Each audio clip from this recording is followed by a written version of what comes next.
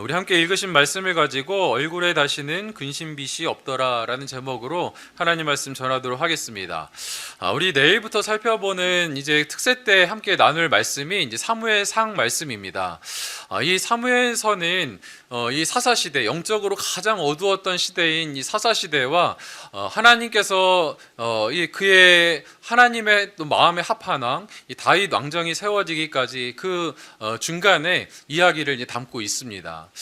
그래서 이 가장 정말 어두웠던 이 사사시대를 하나님께서 그냥 보고 계시는 것이 아니고 그 가운데서도 새로운 일들을 하나님께서 계획하고 계시는 것을 저희는 이 말씀을 통해서 볼 수 있습니다. 그것도 하나님께서 한 기도하는, 고통 가운데 기도하는 한 여성의 기도를 통하여서 위대한 선지자 사무엘을 준비하고 계시고 또 그렇게 일하시는 것을 저희가 보게 되는 것이지요.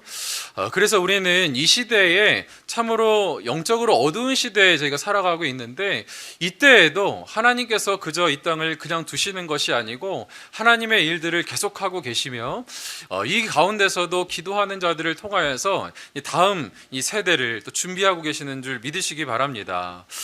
특별히 이제 사무엘서에는 여러 인물들이 등장하지요. 이제 한나, 또 이제 사무엘, 사울, 다윗, 여러 이제 인물들이 등장하게 되는데, 이 1, 2장은 이제 한나가 이제 주인공이 되는 것입니다. 저는 이제 저희가 이제 특세를 통하여서 특별히 하나님께서 주실 은혜 가운데 이 한나에게 주셨던 그 은혜, 하나님과 심정이 통하는 기도를 통하여서 마음 가운데 근심이 덜어지고 얼굴에 근심빛이 없어진 그 은혜를 저와 여러분이 맛보시기를 간절히 원합니다. 그래서 우리 마음 가운데 뭐 두려움, 염려, 또 좌절, 상처가 없는 분이 없잖아요. 그러나 이것이 어떤 사람에게서 다 어떤 만족을 얻을 수 있는 것이 아니고 하나님과의 관계 가운데 이 모든 것이 풀어질 때에 우리는 뭐 삶이 변하지 않는다 할지라도, 우리 환경이 변하지 않는다 할지라도 그 가운데서 담대하게 나아갈 수 있는 그런 지혜를 얻을 수 있는 줄 믿습니다. 오늘 본문에서는 이 엘가나라고 하는 한 레위인의 가정의 이야기로 이제 시작을 하게 되는데요. 사무엘상 1장 1절 말씀을 보면은 이렇게 나와 있습니다. 에브라임 산지 라마다임 소빔에 에브라임 사람 엘가나라 하는 사람이 있었으니 그는 여로함의 아들이요 엘리우의 손자요 도우의 증손이요 숲의 현손이더라. 아멘. 이 엘가나라는 사람을 소개하면서 이 사람은 라마다임 소빔에 살고 있는 에브라임 사람인데, 그를 소개할 때에 4대 윗조상까지 이제 언급하면서 이제 소개를 하고 있습니다. 역대상에 보면은 이 가문에 대해서 조금 더 이제 상세하게 설명을 하고 있거든요. 레위 지파이고 고앗 계열의 자손이고 엘리아살의 후손이더라, 이런 말씀이 나옵니다. 이것은 뭐 어떤 말씀이냐면 이 가문이 보통 가문이 아니라는 것입니다. 굉장히 뼈대 있고 부유하고 또 권력이 있고, 그 시대에는 뭐 신정사회다 보니까 성전에서 일하는 자들이 굉장히 높은 집이 아닙니까? 이 성전에서 대대로 일하는 그런 가문의 사람들이 바로 이 엘가나의 가문이라는 것입니다. 이 엘가나의 집이 이렇게 남들이 보기에는 굉장히 부유하고 화려하고 또 여러 가지 뭐 뼈대 있는 가문이고 자랑할 것이 많이 있었는데, 이 가정 가운데서도 이제 문제가 좀 있었습니다.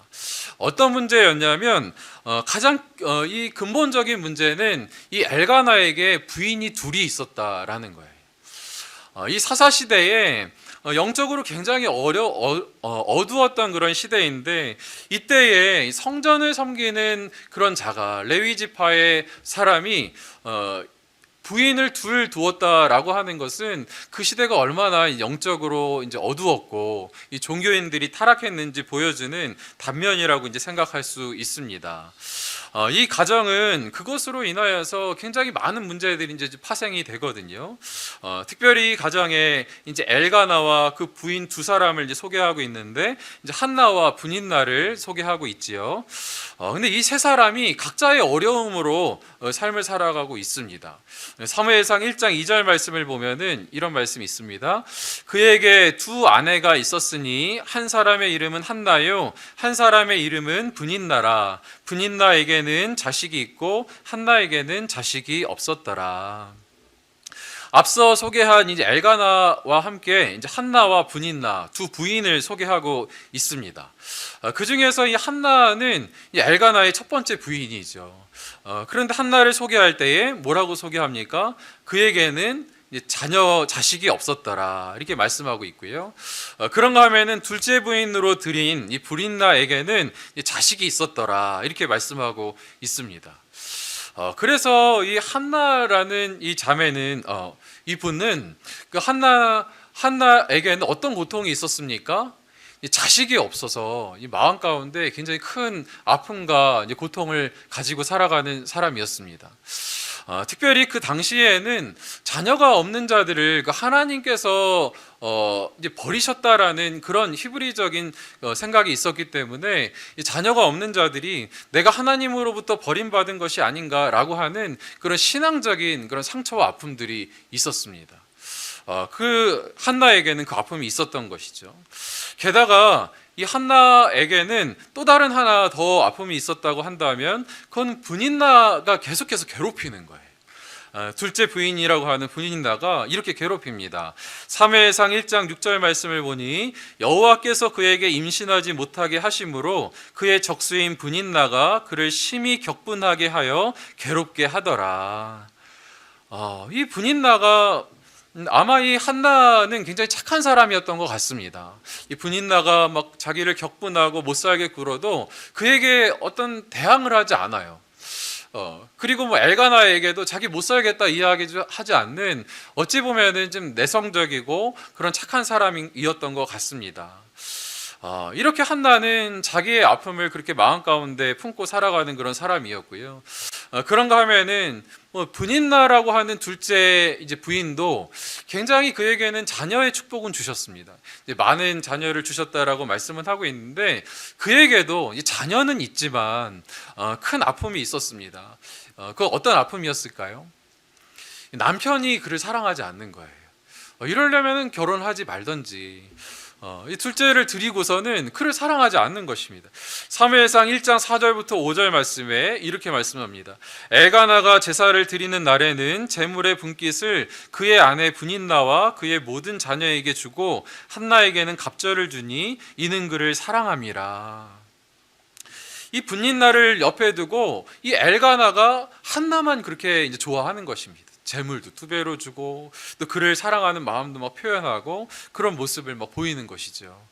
그 가운데서 이제 브닌나는 마음이 상하고 그래서 그 아픈 마음을 오히려 한나를 격분시키고 그에게 해코지 하는 그런 쪽으로 이제 풀어냈던 사람입니다. 이 엘가나라는 사람도 이 가운데서 결코 쉽진 않았겠지요.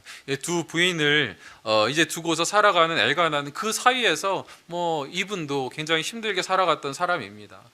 엘가나가 참 애는 쓰는데 좀 눈치는 없는 것 같아요. 뭐 잘해주려면은 좀 보이지 않는 곳에서 이게 더 하든지 다 아이들도 있고 하는데 그 가운데서 한나만 더 좋아하고 이뻐하고 그런 모습이 결코 이 둘 사이에 도움이 되지 않았던 것입니다. 그래도 이 말은 굉장히 예쁘게 합니다. 사무엘상 1장 8절 말씀을 보니까 그의 남편 엘가나가 그에게 이르되 한나여 어찌하여 울며 어찌하여 먹지 아니하며 어찌하여 그대의 마음이 슬프냐 내가 그대에게 10 아들보다 낫지 아니하냐 하더라. 이렇게 그 한나에게 나아가서 내가 당신에게 이렇게 잘해주는데 그렇게 슬프냐 이렇게 말로 위로합니다. 뭐 이 말이 조금의 위로는 될 수 있었겠지만 한나에게는 이제 근본적인 위로가 되지 않았습니다. 이 가정은 겉으로 보이는 것보다는 굉장히 총체적인 그런 난국에 빠져 있는 그런 가정이었습니다.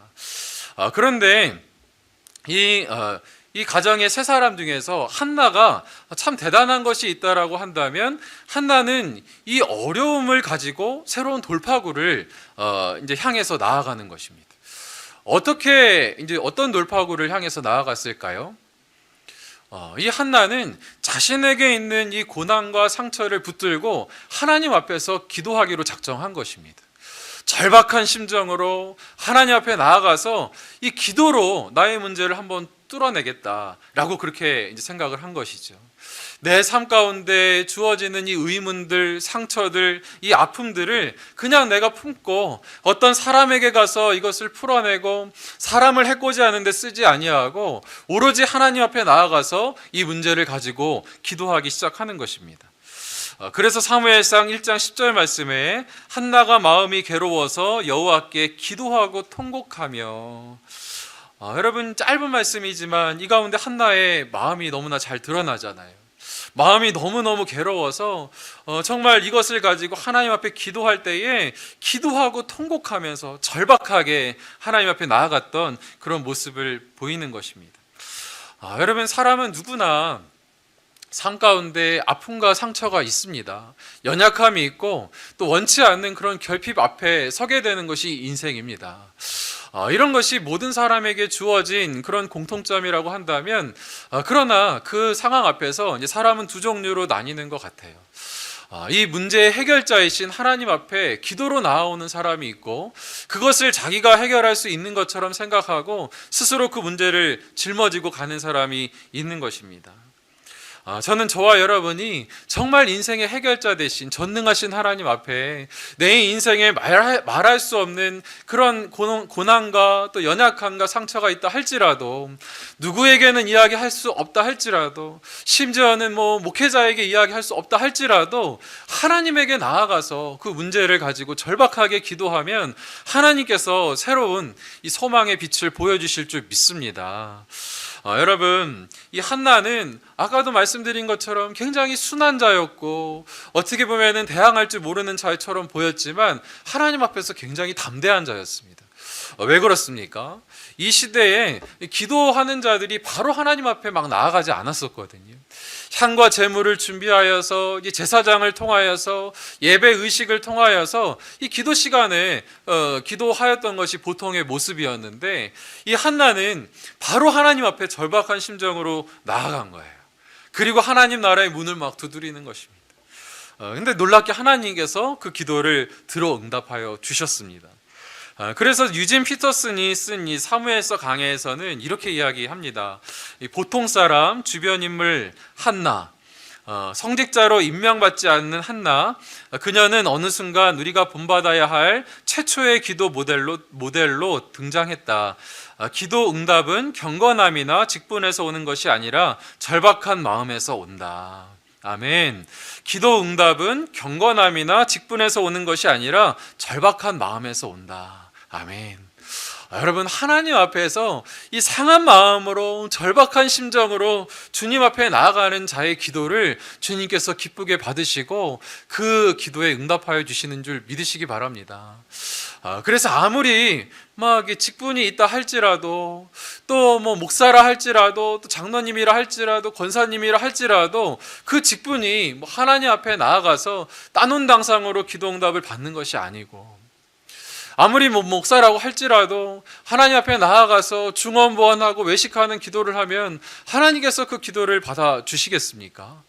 하나님께서는 우리의 심령을 꿰뚫어 보시는 하나님이시기에 그 기도가 우리 입술에서부터 나오는 것인지 우리 심령에서부터 나오는 것인지 너무나 잘 아시는 하나님이신 줄 믿습니다. 그래서 여러분, 정말 하나님 앞에 절박한 마음으로, 또 하나님 앞에 정말 간구하는 마음으로 이렇게 나아가시는 것이죠. 그래서 시편의 51편 17절 말씀에 이런 말씀이 있어요. 하나님께서 구하시는 제사는 상한 심령이라, 하나님이여 상하고 통회하는 마음을 주께서 멸시하지 아니하시리이다. 아멘. 그런가 하면 히브리서 4장 16절 말씀에 그러므로 우리는 긍휼하심을 받고 때를 따라 돕는 은혜를 얻기 위하여 은혜의 보좌 앞에 담대히 나아갈 것이니라. 아멘. 하나님께서는 이 상한 심령, 아프고 찢기고 또 상처받은 심령을 귀하게 여기신대요. 그리고 상하고 통회하는 마음으로 주께 나아가면 그들을 결코 멸시하지 않으신다라고 말씀하고 있습니다. 여러분, 사람에게 나아가서 이렇게 계속해서 이런 상한 마음을 계속 토로하고 이야기하면 처음에는 받아주지만 쉽지 않잖아요. 나중에는 그렇게 맞아주기가 쉽지 않습니다. 그러나 하나님께서는 다가오면 다가올수록, 나오면 나올수록 내 사랑하는 딸아, 내 사랑하는 아들아, 또 나왔느냐, 또 나왔느냐. 주께서 그 한 사람 영혼을 깊이 또 받아주시고 또 기뻐하여 주시는 줄 믿습니다. 이 시대에는 정말 이 교회가 화려해지고 좋은 음악과 또 여러 가지 것들은 잘 갖추어져 있지만 이전에 우리 그 정말 선배 신앙인들에 비해서 약해진 것이 있다면 이 기도가 많이 약해진 것 같아요. 저도 분당우리 교회에서 이제 중보기도부를 오래 섬겼는데 정말 기도하시는 우리 권사님들 그 모습을 보면은 그 모습만 배워도 너무 은혜가 됩니다. 그 앞에 나와서 하나님의 은혜를 간구하고 하나님 저는 아무것도 할 수 없습니다 절박하게 기도하면서 나아가는 그 모습이 너무 아름답고 하나님께서도 기쁘게 보시는 것이죠. 예수님께서도 누가복음 18장에 이 절박한 기도에 대해서 이렇게 말씀하세요. 이 불의한 재판장에게 가서 끈질기게 매달리는 이 과부의 비유를 말씀해 주십니다. 이 과부가 이 원수에게 당한 그런 원한이 있기 때문에 나의 원한을 좀 풀어주십시오. 그리고 재판장을 찾아가는데 그 재판장이 어떤 사람이냐면 하나님을 두려워하지 아니하고 사람을 무시하는, 말씀에 그렇게 써 있습니다. 교만하고 건방진 그런 재판장이었습니다. 그래서 뭐래? 왜 와가지고 그렇게 시끄럽게 귀뚱으로 듣고 사람을 무시하고 그런 사람이었습니다. 그런데 이 과부가 포기하지 않는 거예요. 날마다 가서 문을 두드리고 날마다 나의 원한을 좀 들어주십시오. 그렇게 했더니 이 재판장이 나중에는 어떻습니까? 들어주게 되는 것이죠. 누가복음 18장 4절부터 5절 말씀에 그가 얼마 동안 듣지 아니하다가 후에 속으로 생각하되 내가 하나님을 두려워하지 않고 사람을 무시하나 이 과부가 나를 번거롭게 하니 내가 그 원한을 풀어주리라. 그렇지 않으면 늘 와서 나를 괴롭게 하리라 하였느니라. 나를 괴롭게 할 것 같으니 그냥 들어주고 말자라는 그런 생각을 하는 것이죠. 그런데 예수님께서는 이 비유를 어떻게 해석하십니까? 또 어떻게 이야기해 주십니까? 누가복음 18장 7절 8절 말씀에 이렇게 말씀하세요. 하물며 하나님께서도 그 밤낮 부르짖는 택하신 자들의 원한을 풀어주지 아니하시겠느냐? 그들에게 오래 참으시겠느냐? 내가 너희에게 이르노니 속히 그 원한을 풀어주리라. 그러나 인자가 올 때에 세상에서 믿음을 보겠느냐 하시니라. 이 불의한 재판장도 그렇게 끈질긴 기도를 들어주는데 하나님께서 그 기도를 들어주시지 않겠느냐 말씀하고 계시는 것입니다. 그런데 주님께서 뭐라 말씀하세요? 그러나 인자가 올 때에 세상에서 믿음을 보겠느냐. 말세에 이런 자가 너무나 적다라고 말씀하시는 것입니다. 여러분, 말세에 어떤 문제가 생기면은 우리가 지금은 의지할 것이 너무나 많습니다. 궁금한 거 있으면 바로 찾아보고 또 어떤 과학을 의지하고 그렇게 나아가는 것이 이제 말세의 모습이잖아요. 하나님을 믿는 백성이지만 기도하지 않는 모습들이 이 말세에 나타나는 성도들의 모습입니다. 예수님께서 그런 자들을 찾아보기 쉽지 않다라는 거예요. 그러나 이제 주님께서는 정말 이 끈질긴 기도, 하나님 앞에 절박하게 하는 기도로 나아갈 때에 반드시 그 기도를 하나님께서 들어 응답하여 주시겠다라고 말씀하고 계십니다. 그러니 여러분, 우리가 내일부터 함께하는 그 기도 시간에 함께 나와서 기도하십시오. 기도하셔서 길지도 않잖아요. 이제 한 주 동안 이렇게 하게 되는데 그 시간 동안 6번, 아까 그 말씀을 안 드렸네요. 6번 여기다 스티커를 다 붙이면 이제 소정의 상품을 드립니다. 아주 예쁜 상품을 이제 드리고, 이 토요일 날은 저희가 함께 나와서 잔치처럼 그 시간을 이제 보낼 것입니다. 아이들도 다 나오고 함께 나와서 정말 기뻐함으로 같이 찬양하고 또 그 뒤에는 떡을 나누고 또 간식을 나누고 좋은 시간을 보낼 것인데, 토요일 날은 무조건 또 오셔야 됩니다. 오셔가지고 저희가 또 토요일 날만 드리는 아주 예쁜 또 선물도 준비했습니다. 오실 거죠? 할렐루야. 우리 청년들도 함께 또 참여해 주시면 좋겠습니다. 우리 귀한 성도님들 물론이고요. 우리가 정말 주 안에서 회복되어야 될 것이 있다면 이 기도의 능력, 특별히 이 절박한 심정으로 드리는 기도의 능력이 회복되시기를 원합니다. 여러분, 이 절박하게 나아갔던 한나의 기도에는 이 두 가지 특징이 있었습니다. 어떤 특징이 있었을까요? 첫 번째로는 하나님께 이제 심정을 토하는 기도를 올려드렸습니다. 하나님께 꾸밈이 없이 솔직하게 나아갔던 거예요. 여러분, 한나의 마음의 상태가 어떠했습니까? 10절에 보니까 마음이 괴로워서 통곡하며, 11절 보니까 고통스럽다 그렇게 이야기하고, 15절 보니까 마음이 슬픔, 또 16절 보니까 원통함과 격분됨이 많다라고 그렇게 이야기하고 있습니다. 이 많은 마음을 하나님 앞에 나아가서 이제 낱낱하게 고하는 것이죠. 여러분, 기도할 때는 가장 솔직하게 하는 것이 중요합니다. 위선되게 할 이유가 없어요. 왜냐하면 하나님께서는 우리를 이제 꿰뚫어 보시기 때문에 하나님 앞에 이제 거짓을 드릴 필요가 없습니다. 그 시간은 뭐 헛되이 그냥 보내는 거나 마찬가지인 것입니다. 그래서 마태복음 6장 5절에서도 또 너희는 기도할 때에 외식하는 자와 같이 하지 말라. 솔직하게 주님 앞에 나아가라. 주님께서 그렇게 받아주신다 말씀하십니다. 여러분, 뭐 기도할 때에 솔직하게 하나님 앞에 괴로워서 통곡하며 하라고 하니까 그것이 막 통성기도를 해야 하고 크게 소리를 내어서 고함을 지르고 이렇게 해야 한다라고만 생각할 수 있지만 그렇지 않습니다. 정말 하나님 앞에 나아가서 내 마음을 드릴 때 막 소리를 내어서 그렇게 하는 것이 꼭 그러한 토해내는 기도가 아니고, 하나님 앞에 아무 소리를 내지 않는다 할지라도 내 마음을 그냥 다 내어드리는 거예요. 사실 솔직한 기도는 막 소리를 내어서 하기가 더 어렵지 않습니까? 저도 항상 요 자리에 앞에서 이제 새벽 예배 때 기도하는데, 그때 막 크게 이렇게 기도하다가 정말 솔직한 기도는 크게 하지 못합니다. 왜 그럴까요?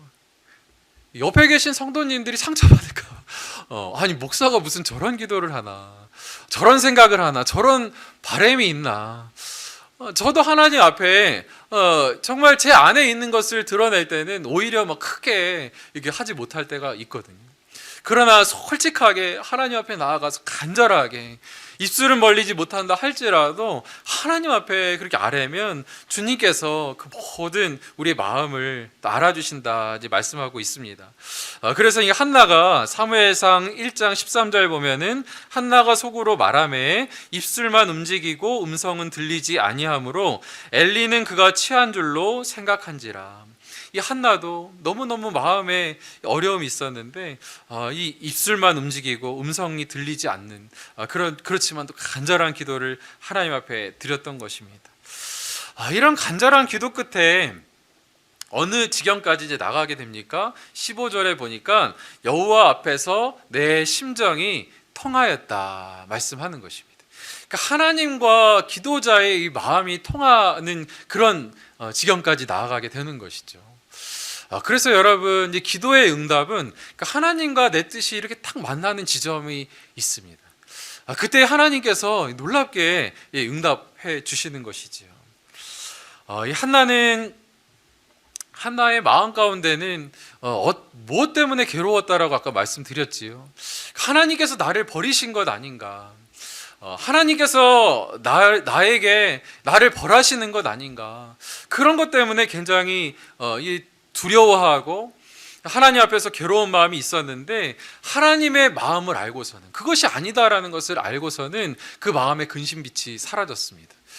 오히려 한나가 그렇게 고통 가운데 있을 때, 자녀를 갖지 못하여서 괴로운 가운데 있을 때 가장 슬퍼하시고 가슴 아파하시고 옆에서 그를 위로하셨던 분이 하나님이시다라는 것을 알고 그 심정이 통하였던 것입니다. 여러분, 우리는 하나님의 마음을 알게 되면 많은 오해가 이제 풀리게 됩니다. 제가 얼마 전에 김유진 변호사라는 분이 간증하는 영상을 이제 본 적이 있습니다. 그분이 나의 하루는 4시 30분에서 시작된다라는 그런 책을 쓰셨는데, 얼마 전에는 그 유퀴즈에서도 나왔더라고요. 유퀴즈에 나와서 굉장히 자기 관리의 끝판왕으로 이렇게 소개가 되었던 그런 분이신데, 그래서 거기서는 4시 반에 일어나서 자기 할 거 준비하고 하고 시간을 아껴서 그렇게 쓰는 분으로 소개가 되었는데, 알고 보니까 굉장히 이제 신실한 크리스찬이시더라고요. 사실 4시 반에 일어나서 뭐 하겠습니까? 하나님 앞에 기도하고 주님 앞에 묻고 하는 그런 시간 아니겠습니까? 근데 이분이 어렸을 때 참 그 힘든 그 시기를 보냈더라고요. 이 뉴질랜드의 어린 시절에 유학을 가게 되었는데 거기서 뭐 왕따를 당한 거예요. 그 뉴질랜드 아이들이 그렇게 나쁜 아이들인지 몰랐어. 그 아이들이 참 막 이렇게 보면은 너무나 천사 같고 그렇지만 사람은 이 죄인이다라는 생각을 그렇게 하게 됩니다. 키가 작고 그 왜소한 한 동양인이 와서 함께 이제 거기서 뭐 학교 생활을 하는데 이 아이가 가져온 그 도시락을 뭐 열었더니 냄새가 난다고 막 냄새 맡는 척하다 거기다가 침을 뱉고 또 어떤 애는 거기다가 막 모래를 이렇게 막 던지면서 비벼 먹으라고 막 그러고 툭 사람 치고 지나가고 투명 인간 취급하고 그런 일을 이제 이분이 겪은 거예요. 얼마나 어린 나이에 영어도 되지 않고 이국만리에서 얼마나 힘든 시간을 이제 보냈겠습니까? 그때 하나님 앞에 나아가서 이분이 기도하는 거예요. 하나님, 하나 기도 제목이 있다면 하나님 저를 좀 외롭게 하지 마십시오. 저는 너무너무 외롭습니다. 하나님 저를 좀 외롭지 않게 해주세요. 저는 욕심낸 적도 없고 또 남에게 해코지한 적도 없고 또 저는 뭐 특별히 하나님 앞에 잘못한 것도 없는 것 같은데 그렇게 해주시는 것이 그렇게 어렵습니까? 하나님 앞에 그렇게 이제 매달리며 나아가는 것입니다. 그런데 생각보다 하나님께서 좋은 친구를 잘 안 붙여주셨대요. 그래서 이런 시간들이 굉장히 오랜 시간을 겪게 되는데 한 날은 이 성령께서 이 김유진 변호사 어린 시절에 그 마음 가운데 이제 강하게 이제 은혜를 주신 것입니다. 오히려 그 혼자 있는 시간이 너무나 평온하고 너무나 좋은 시간으로 여겨졌대요. 그러면서 드는 생각은 무엇입니까? 항상 나는 혼자여서 외롭다라고 생각했는데 나와 함께하고 계시는 예수께서 늘 나와 동행하고 계셨구나. 한 번도 나를 그냥 두지 않으셨구나라는 것을 생각하게 되셨다는 것입니다. 그러면서 그분이 이제 십자가 생각이 났대요. 예수님은 늘 나와 동행하여 주셔서 나는 한 번도 혼자인 적이 없는데 예수님께서는 그 차가운 십자가의 길을 홀로 걸어가셨구나. 하나님의 외면을 받으시면서까지 자신의 사명을 감당하기 위하여서 그 외로운 길을 걸어가셨구나 라고 생각하니까 그 마음 가운데 너무나 막 아픔이 밀려왔다고 하더라고요. 주님과 소통한 것이죠. 하나님과 마음이 통한 것입니다. 여러분, 우리가 기도할 때도 나 중심적으로, 말씀 볼 때도 나 중심적으로, 예배 드릴 때도 나 중심적으로 드릴 때에는 우리가 하나님 앞에 섭섭한 것이 너무나 많고 풀리지 않는 것이 너무나 많지만 우리가 하나님 앞에 소통하며 주의 마음으로 우리의 삶을 돌아볼 때에 또 하나님의 심정을 우리 마음 가운데 품게 될 때에 우리는 하나님께서 베풀어 주신 그 은혜 앞에 감사하게 될 줄 믿습니다. 이 자매가 이렇게 이야기를 하시더라고요. 내가 원하는 대로 외로움이 바로 사라졌다면 이 깊은 은혜를 알 수 있었을까요? 내가 원하는 대로 그냥 주변에 하나 부족한 것 없이 그렇게 좋은 친구들, 좋은 환경 다 있었다라고 한다면 오늘 내가 이 고뇌 끝에 기도하면서 주신 그 하나님의 은혜를 내가 다 알 수 있었을까요? 하나님, 지금 주시는 은혜가 너무나도 값지고 좋습니다. 이렇게 고백하는 것 아닙니까? 여러분도 주님과 소통하고 하나님 앞에서 해결함을 받는 그런 저와 여러분이 되시기를 간절히 원합니다. 그래서 여러분, 기도의 이 최종 목적이라고 한다면 기도의 목적은 이제 문제 해결이 아니고 우리의 성숙인 줄 믿습니다. 하나님께서 이 환경이 변하지 않아도 그것을 충분히 믿음으로 감당할 수 있을 만한 사람으로 저희를 만들어 주실 줄 믿습니다. 여러분, 그런가 하면은 두 번째로는 목표가 뚜렷한 기도였다는 것입니다. 사무엘상 1장 11절 말씀에 서원하여 이르되 만군의 여호와여 만일 주의 여종의 고통을 돌보시고 나를 기억하사 주의 여종을 잊지 아니하시고 주의 여종에게 아들을 주시면 내가 그의 평생에 그를 여호와께 드리고 삭도를 그의 머리에 대지 아니하겠나이다. 아멘. 이 한나의 목표는, 기도의 목표는 뚜렷해요. 하나님, 나에게 아들을 주십시오. 그러나 이 한나가 구하는, 아들을 구하는 이 기도는 어떤 기복적인 그런 기도가 아니었습니다. 어떤 나에게 부족한 것을 채워달라는 기도가 아니었습니다. 아들을 원하는 기도가 아니고 이 모든 기도는 하나님을 원하는 기도였습니다. 하나님을 위하여서 내 기도도 나의 원함도 사용하여 주십시오 라고 하는 그런 마음의 소원의 기도였던 것입니다. 여러분, 서원하는 기도가 이제 뭐 과하면은 좀 문제가 될 때가 있지만, 이따와 같이 그렇게 문제가 될 때 있지만, 그러나 여러분, 하나님 앞에서 우리가 진짜 진실된 마음으로 이 서원하는 기도는 너무너무 아름다운 기도입니다. 그래서 여러분, 이 한나가 드린 이 기도가 하나님 앞에서 정말 이 아름다운 기도가 자신은 잘 몰랐을 거예요. 이 기도가 얼마나 위대한 기도였는지, 이 기도가 얼마나 하나님 나라의 복된 기도였는지 몰랐을 것입니다. 그러나 하나님께서는 그 기도를 들어 쓰셔서 위대한 선지자 사무엘을 세워주시고 그를 통하여서 하나님 나라의 새 시대를 열어주셨던 것입니다. 그래서 여러분, 저와 여러분이 진짜 하나님의 심정으로 주의 마음으로 기도할 때에 하나님께서 그 기도를 통하여서 일하여 주시는 것을 우리는 보게 될 거예요.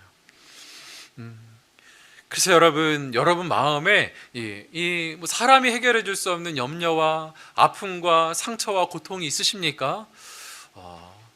혹시 없으신 분이 있으세요? 그럼 앞으로 생길 겁니다. 인생 가운데 그렇지 않은 인생이 없기 때문에 여러분, 그때에 잊지 마시고 우리가 그것을 그저 내 삶의 고통을 그냥 놔두어서 깊은 상처가 되지 않게 하시고 그 정말 주께서 주시는 그 아픔과 고통을 기도의 제목으로 가지고 오셔서 절박하게 주님 앞으로 나아가면 하나님의 놀라운 일들을 경험하게 되는 재료로 사용하여 주실 줄 믿습니다. 여러분, 이 사무엘상 1장 18절 말씀에 이르되 당신의 여종이 당신께 은혜 입기를 원하나이다 하고 가서 먹고 얼굴에 다시는 근심빛이 없더라. 아멘. 하나님 안에서 뭐 우리 한나는 어때요? 아직 뭐 이 아들이 있는 것도 아니에요. 임신에 어떤 뭐 아무런 기미도 없습니다. 그러나 그 마음 가운데 하나님하고 관계가 풀어지니까 그 마음에 근심의 빛이 없었습니다. 저는 이것이 개인에게 주어진 하나님의 부흥이라고 믿습니다. 거부할 수 없는 하나님의 그 은혜 때문에 말로 할 수 없는, 생각할 수 없는 그런 기쁨과 만족이 우리 마음 가운데 밀려오는 것입니다. 설명할 수 없는. 이것은 우리가 원한다고 되는 것도 아니고 하나님께서 우리에게 주시는 놀라운 선물인 줄 믿습니다. 저와 여러분에게 이 놀라운 하나님께서 주시는 기쁨과 평강의 은혜, 그 은혜가 있기를 간절히 원합니다. 이 말씀을 맺도록 하겠습니다. 여러분, 우리가 이제 한 주 동안 기도하게 될 텐데 사모하면서 나아가십시오. 그래서 얼마나 이 시대에 살아가는 이 시대의 아들로서 딸로서 우리가 한 주 한 주 살아가는 것이 쉽지 않지만 우리의 해결책은 오로지 문제의 해결자는 하나님이신 줄 믿습니다. 그래서 그것을 내가 어떻게든 해보려고 애쓰는 것이 아니고 하나님 앞에 가져 나아갈 때 전능하신 하나님께서 저와 여러분의 삶을 가장 아름답고 가장 선하게 이끌어 주실 줄 믿습니다. 우리 시간 함께 찬양할 때에 이 찬양이요, 모든 상황 속에서 주를 찬양할지라 찬양하기 원하는데요, 우리의 상황은 날마다 바뀝니다. 그러나 동일한 것이 있다면 우리를 사랑하시는 하나님은 항상 동일하게 계시는 줄 믿습니다.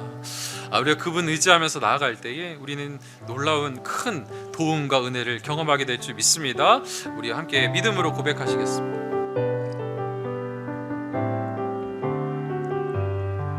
모든 상황 속에서, 모든 상황 속에서 주를 찬양할지라. 아멘. 주를 찬양할지라. 주는 너의 큰 상급,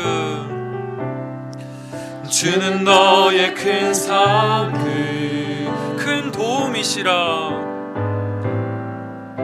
큰 도움이시라. 주의 얼굴 구할 때, 주의 얼굴 구할 때 주의 영을 부으사, 주의 영을 부으사 크신 사랑 안에서 주를 보게 하소서, 주를 보게 하소서. 주옵소서. 아멘. 내 영혼이 확정되고 확정되었사오니, 내 영혼이 확정되고 확정되었사오니 믿음에 눈들어 주를 바라봅니다. 내 영혼이 확정되고 확정되었사오니 믿음에 눈들어 주를 바라봅니다. 다시 한번 찬양합시다. 모든 상황 속에서. 아멘. 모든 상황 속에서 주를 찬양할지라. 주를 찬양할지라. 주는 너의 큰 상급, 주는 너의 큰 상급, 큰 도움이시라. 주의 얼굴 구할 때, 주의 얼굴 구할 때 주의 영을 부사 크신 사랑 안에서, 크신 사랑 안에서 주를 보기 원합니다. 아멘. 주를 보